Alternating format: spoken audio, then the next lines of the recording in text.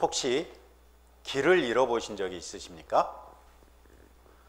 저는 방향 감각이 썩 좋지 못해가지고 이따금씩 길을 잊곤 합니다. 어렸을 때도 저희 이모 집에 찾아간다고 호기롭게 나섰다가 학동에서 출발해가지고 중흥동에 있는 이모가 하시는 중국집에 가서 짜장면을 좀 먹어보겠다고 호기롭게 나섰다가 못 찾고 헤매다가 어떻게 찾았는지 모르겠는데 어찌어찌 하다 보니 이모 집에 도착해가지고 아주 그냥 땀을 뻘뻘 흘리면서 고생했던 적이 있었습니다. 그리고 우리 가족들이 어디 같이 이동을 하면 다 가서 헤맵니다. 제 특기입니다. 혹시나 우리 성도 여러분들하고 어디 나갔는데 목사님이 다 가가지고 헤맨다 그러면 그런다 그랬지 이렇게 이해하시면 됩니다. 예를 들어 낯선 도시에서 길을 잃을 수도 있고 혹은 칠흑 같은 어둠 속에서 방향을 분간할 수 없을 때 우리는 당황하고 두려움을 느끼죠. 우리 인생도 마찬가지입니다. 예기치 못한 시련의 폭풍이 몰아칠 수 있고 우리가 어디로 가야 할지 몰라서 막막한 상황을 맞닥뜨리곤 합니다. 질병의 고통이라든지 경제적인 어려움이라든지 관계가 깨지는 것이라든지 미래에 대한 불안감 같은 이런 시련들은 우리를 혼란스럽게 만들고 믿음마저 흔들어 버립니다. 오늘의 성경이 바로 이런 시련의 한복판에 서 있는 성도들을 향한 편지입니다. 야고보 사도는 1장 2절에서 내 형제들아 너희가 여러 가지 시험을 당하거든 온전히 기쁘게 여기라 이런 말씀을 하셨는데 어찌 보면 이해하기 힘든 권면입니다. 어떻게 시련을 기뻐할 수 있을까요? 그 비밀의 열쇠가 오늘의 성경 5절에 등장하는 지혜에 담겨 있습니다. 지혜는 하나님께서 주시는 훌륭한 선물입니다. 야고보는 5절에서 너희 중에 누구든지 지혜가 부족하거든 모든 사람에게 후히 주시고 꾸짖지 아니하시는 하나님께 구하라 그리하면 주시리라 이렇게 말씀하십니다. 시련 앞에서 우리가 가장 먼저 구해야 할 것은 시련이 빨리 사라지는 것이 아니라 그 시련을 해석하고 이겨낼 수 있는 하나님의 지혜가 가장 먼저 우리가 구해야 할 것이라는 것이죠. 그런데 이 지혜는 단순히 지식이나 정보를 말하는 것이 아닙니다. 여기서 말하는 지혜는 하나님의 관점으로 세상을 바라보고 하나님의 뜻대로 결정하며 하나님의 방법으로 살아갈 수 있는 영적인 분별력과 통찰력을 가리키는 것입니다. 오늘날 이 지혜가 우리 한국교회 성도들에게 그 어느 때보다 절실해 보입니다. 안타깝게도 많은 교회에서 성도들이 깊이 생각하고 질문하는 것을 불편하게 여기는 경향이 있습니다. 성도는 그저 순종하고 믿기만 하면 돼 이런 말로써 성도들의 지성을 잠재워버리고 생각하고 고민하는 신앙을 믿음 없음으로 치부해버리는 영적 우민화의 그림자가 짙게 드리워진 것도 부인할 수 없습니다. 최근 우리가 한국 교회에 일어나는 일들을 보면 그 열매를 요즘에 우리 한국 교회가 거두고 있는 것은 아닌가 이런 두려움마저도 느껴질 정도이죠. 그러나 이런 것은 성경의 가르침과 정면으로 위배됩니다. 하나님은 우리를 생각 없는 로봇으로 창조하지 않으셨습니다. 우리에게 생각하고 배우고 분별할 수 있는 지성이라는 놀라운 선물을 주셨습니다. 하나님은 우리가 이 지성을 적극적으로 사용하여 하나님을 더 깊이 알아가고 말씀을 더 깊이 깨닫고 세상 속에서 더 선명하게 하나님의 뜻을 분별하며 살아갈 수 있기를 원하셨습니다.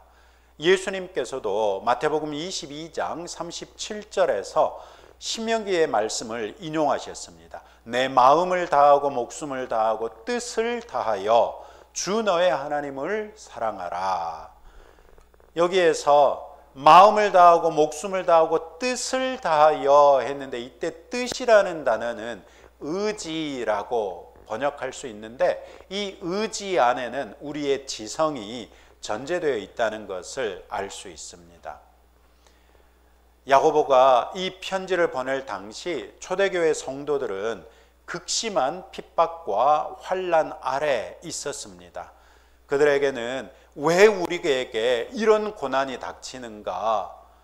우리가 예수님을 믿었는데 왜 이런 고난이 우리에게 있는가? 우리가 예수님을 믿고 사람들을 친절하게 대하고 온유하게 대하려고 노력했는데 왜 저 사람들은 우리를 이렇게 미워해서 우리를 잡아 가두려고 하는가? 이 고난 속에서 우리는 어떻게 행동해야 하는가?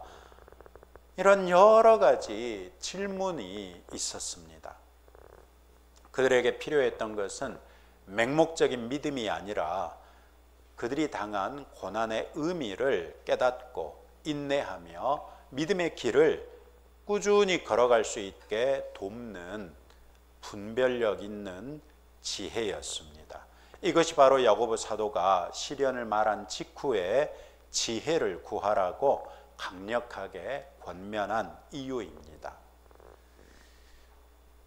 우리가 하나님께 지혜를 구하면 하나님께서는 후히 주시고 꾸짖지 아니하신다고 말씀하십니다. 하나님은 우리에게 지혜롭기를 원하십니다. 그래서 5절 하반절에서 놀라운 약속을 우리에게 주시지요. 우리가 지혜를 구할 때 하나님께서는 후히 주시고 꾸짖지 아니하신다고 약속하십니다. 후히 주다, 이 말은 아낌없이 조건 없이 순수한 마음으로 준다는 말입니다. 여러분, 누구에게 아낌없이 조건 없이 순수한 마음으로 주실 수 있겠습니까? 많은 분들은 자녀에게는 그렇게 할 수 있겠다 이렇게 생각합니다. 저도 그렇게 생각했습니다. 그런데 이 자녀들이 돈을 벌기 시작하니까 그게 안 되더라고요. 이 자녀들이 돈을 못 벌고 있을 때는 아낌없이 조건 없이 순수한 마음으로 줄 수 있었습니다. 하다못해 어느 날 문득 물어봐가지고, 야, 요즘에 용돈 안 부족하니? 이래가지고 주머니에 있는 거, 가난한 목사가 있으면 얼마나 있겠어요. 그럼 거기에서 착 빼가지고라도 줄 수 있었단 말이죠. 그런데 이제 저희 자녀들이 셋 다 취직해가지고 돈을 벌고 있으니까 그게 안 되는 겁니다. 저희 큰딸이 요즘에 호주가 있거든요. 호주 가가지고 열심히 영어를 공부하고 그러고 있는데, 제가 어느 날 통화 끝에 딸에게 물어봤어요. 야, 너 돈은 안 부족하니? 그랬다가 제가 제 아내에게 엄청 바가지를 긁혔습니다. 그걸 왜 물어보냐고. 아니, 지 돈으로 해야지. 왜 그걸 물어보냐고. 얼마나 야단을 맞았는지 모릅니다. 전 제 아내가 그런 여자인지 몰랐습니다.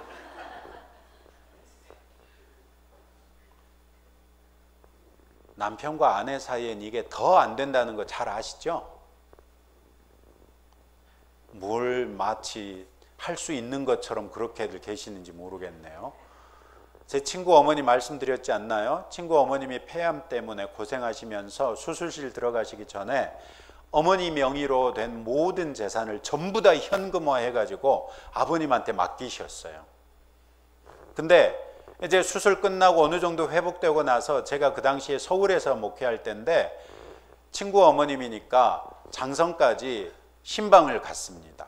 제가 있는 자리에서 예배 끝나고 났는데 권사님이신 어머님이 장로님이신 아버님한테 그렇게 얘기하시더라고요. 나 이제 살겠으니까 내 돈 내놔.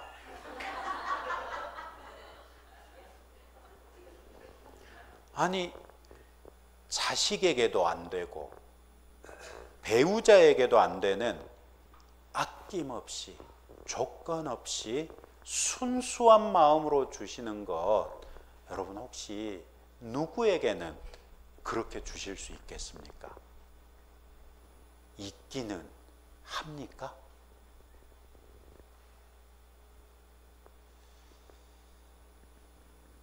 그런데 우리는 못하는데 우리에게 그렇게 주시겠다는 분이 계십니다. 하나님, 우리 아버지이십니다.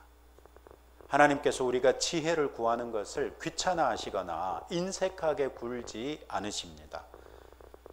오히려 자녀가 무언가 배우기를 간절히 바라는 그 마음을 들은 부모처럼 영적으로 성장하고 성숙하기를 누구보다도 원하시는 분이 하나님 우리 아버지이십니다. 꾸짖지 아니하신다는 약속은 더 큰 위로를 줍니다. 우리는 종종 이런 것도 몰라 하는 말을 들을까 봐서 질문하기를 두려워합니다. 그러나 하나님은 우리의 부족함을 책망하지 않으십니다. 하나님 아버지, 저는 너무 어리석어서 이 상황을 어떻게 헤쳐나가야 될지 모르겠습니다. 지혜를 주십시오. 이렇게 정직하게 우리의 무지와 무능과 연약함을 하나님께 아뢰을 때 하나님께서는 우리를 나무라시지 아니하시고 기꺼이 용납하시면서 하늘의 지혜를 우리에게 주신다고 약속하십니다. 시험이나 시련 앞에서 혼자서 끙끙대지 마십시오. 여러분의 지성과 이성을 사용해서 상황을 최대한 분석하고 최선을 다해서 방법을 찾아보십시오. 그리고 그 모든 과정 속에서 우리의 지성을 뛰어넘는 하나님의 지혜를 겸손히 구하십시오. 또 주변에 믿음이 성숙한 성도들에게 자문을 구해 보십시오. 우리의 지성이 성령께서 주시는 지혜의 빛 안에서 사용될 때, 그때야 비로소 우리는 하나님의 뜻에 합한 길을 발견할 수 있을 것입니다. 마지막으로 지혜는 우리에게 흔들리지 않는 믿음에 이르게 합니다.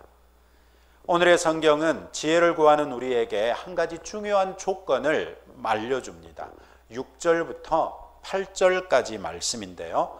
6절부터 8절 우리 한번 같이 읽어볼까요? 시작.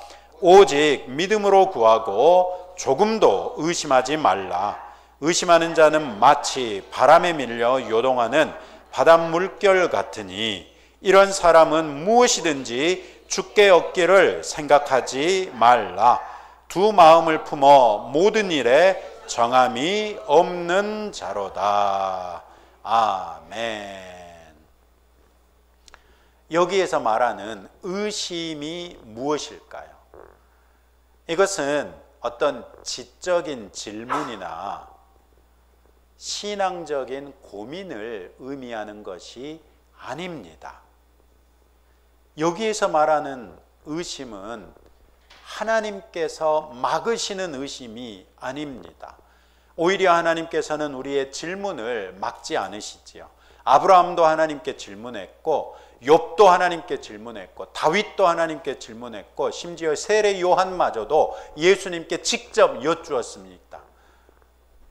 당신이 오시겠다고 예언되신 그분이십니까? 라고 여쭐 수밖에 없었습니다.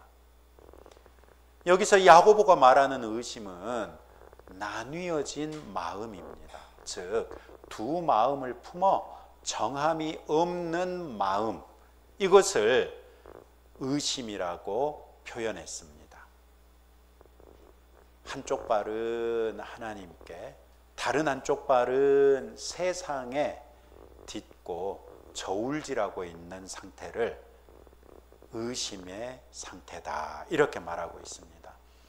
하나님의 지혜도 구하지만 세상적인 방법과 꼼수에 대해서도 미련을 버리지 못하는 그런 상황입니다. 기도는 하지만 결국 기도는 기도대로 내 경험과 내 계산을 더 신뢰하는 것은 그대로 가는 겁니다. 그래서 기도를 하면서도 기도에 응답이 있으면 절대 안 됩니다. 그렇잖아요? 문제가 있어가지고 기도를 열심히 하는데 하나님의 뜻이 분명해요. 그런데 하기가 싫어. 그러니까 응답하시기 전에 기도는 하면서도 얼른 내 마음대로 해버리는 겁니다. 네, 이런 분이 혹시나 계시지 않나 모르겠어요. 이런 사람은 마치 바람에 밀려 이리저리 요동하는 바닷물결과 같다라고 야고보 사도가 말하고 있습니다. 여러분, 지난주에 요동이 무엇이 흔들리는 거라고 말씀드렸나요? 촛불이었어요. 촛불이 아무리 미약한 바람에라도 살짝만 불면 흔들리잖아요. 그게 요동인데 오늘 성경에 보니까 바람에 밀려 요동하는 바닷물결 같으니 이래놨는데, 여러분, 아무리 잔잔한 바다라도 파도가 없는 바다를 보신 적 있습니까? 어느 날 바다에서 파도가 없어진다 이러면 주님이 오시는 날입니다. 왜냐하면 달이 제 기능을 못한다는 말이거든요. 기온차나 이런 것들이 없어진다는 말이거든요. 그러니 주님이 오시는 날이죠. 그날은 바다라고 하면 항상 파도가 있습니다. 그러니 6절에 사시는 말씀이 무슨 말씀이십니까? 의심하는 자는 항상 파도에 떠밀려 어디로 가는지 모르게 흔들리는 인생에 지나지 않는다는 것입니다. 이런 사람은 바람에 밀려 요동하는 바닷물결과 같다고 말씀하신 거죠. 방향도 없고 목적도 없이 흔들리기만 한다는 것입니다. 왜냐? 그의 마음속에 분명한 기준과 신뢰의 닻이 없기 때문에 그렇습니다. 우리에게 하나님의 말씀이 분명한 기준이 된다면, 그리고 그 기준에 대하여 우리의 확신이 있다면 하나님의 말씀은 명확한 닻이 되어서 우리를 한자리에 고정시킬 것입니다. 그래서 떠밀려 다니지 아니할 수 있고 물살을 거슬러서라도 그 자리를 지킬 수 있게 해줄 것입니다. 하나님께서는 왜 이렇게 두 마음을 품은 자에게 지혜를 주시지 않을까요? 그것은 하나님의 지혜가 세상의 방식과는 너무나도 다르기 때문입니다. 하나님의 지혜는 때로 우리의 상식으로 이해할 수 없고 세상의 기준으로 보면 어리석게 보일 수 있습니다. 하나님의 지혜는 때로 우리의 상식으로 이해할 수 없는 것이죠. 십자가의 길이 바로 그렇지 않습니까? 세상은 더 높이 올라가라 그러는데 하나님의 지혜는 낮아져라 말씀하시고, 하나님의 말씀은 굴림해라 누려라 이렇게 말씀하시는데 하나님의 지혜는 섬겨라 이렇게 말씀하시고, 세상은 움켜쥐어라 말씀하시는데 하나님의 지혜는 내 손을 펴서 나누어라 라고 말씀하십니다. 우리의 지성이 해야 할 가장 중요한 역할은 바로 이 두 가지 갈림길 앞에서 세상의 길이 아니라 하나님의 길이 진리라는 것을 분별해내고 그 길을 선택하게 하는 것입니다. 성령의 조명 아래 말씀을 깊이 묵상하고 기도하며 우리의 생각과 의지를 온전히 하나님 앞에 점검하고 복종시키는 결단, 바로 이것이야말로 의심하지 않는 믿음이라는 말씀입니다. 우리의 지성을 사용하여 하나님의 선하심과 신실하심을 알고 붙들고 세상의 유혹과 속삭임에 흔들리지 않기로 우리의 마음을 굳게 결단할 때 우리는 비로소 하나님의 지혜를 온전히 경험하게 될 것입니다. 우리 모두는 시련이라는 인생의 바다를 항해하고 있습니다. 때로는 짙은 안개가 우리 앞을 가리고 거친 풍랑이 우리를 삼킬 듯이 덮쳐옵니다. 이 시련의 바다를 안전하게 항해하기 위해 우리는 무엇보다도 등대가 필요합니다. 그 등대의 빛이 바로 하나님께서 주시는 지혜입니다. 하나님은 우리가 생각하기를 멈춘 맹목적인 신자가 되는 것을 원하지 않으십니다. 하나님이 주신 지성이라는 선물을 마음껏 사용해서 말씀을 연구하고 묵상하고 깨달아 알고 기도하며 하나님의 뜻을 분별하는 생각하는 그리스도인들이 되시기를 원하십니다. 혹시 여러분 지금 해결할 수 없는 문제 때문에 고통받고 계십니까? 무엇을 어떻게 해야 할지 몰라서 답답하십니까? 그렇다면 하나님께 지혜를 구해 보십시오. 우리의 부족함을 꾸짖지 아니하시고 가장 좋은 것을 후히 주시는 하나님 우리 아버지께 나아가 보십시오. 그리고 구할 때는 두 마음을 품지 마십시오. 세상의 방법과 하나님의 방법을 저울질하지 마십시오. 바람에 요동하는 물결 같은 마음이 아니라 반석 위에 굳게 선 믿음으로 구하십시오. 여러분의 모든 생각과 뜻을 다하여 하나님의 지혜를 신뢰하기로 결단하십시오. 그리할 때 하나님께서 주시는 하늘의 지혜가 여러분들의 삶을 환히 비추고 시련의 폭풍 속에서도 가장 안전하고 복된 길로 여러분들을 인도하실 것입니다. 그리하여 마침내 온전한 인내를 이루실 것이고 조금도 부족함이 없는 온전하고 성숙한 그리스도의 사람으로 굳건하게 서게 되실 것입니다. 기도하겠습니다. 하나님 아버지 감사합니다. 하나님께서 우리를 그저 로봇으로 만들지도 아니하시고 사자나 코끼리 같은 동물로도 만들지 아니하시고 그들보다 훨씬 뛰어난 지성과 이성을 우리에게 주신 것을 기억합니다. 이것이 우리에게 필요하기 때문에 주셨을 줄로 믿습니다. 그리고 우리의 지성과 이성은 우리의 신앙생활에도 반드시 필요한 것인 줄로 믿습니다. 하나님 아버지, 우리 성도들이 이제부터라도 하나님의 말씀을 붙들고 스스로 씨름할 줄 아는, 그래서 하나님께서 선물로 주신 이 귀한 지성을 그리스도 예수의 십자가에서 흘리신 피로써 거듭나게 하여 거듭난 지성으로서 모든 것들을 바라보고 분별해낼 수 있도록 은혜를 더하여 주옵소서. 이 지혜로서 우리 성도들이 온전한 믿음의 사람이 되기를 감히 구하오니 주여 우리 성도들에게 복을 더하여 주옵소서. 예수님 이름으로 기도합니다. 아멘.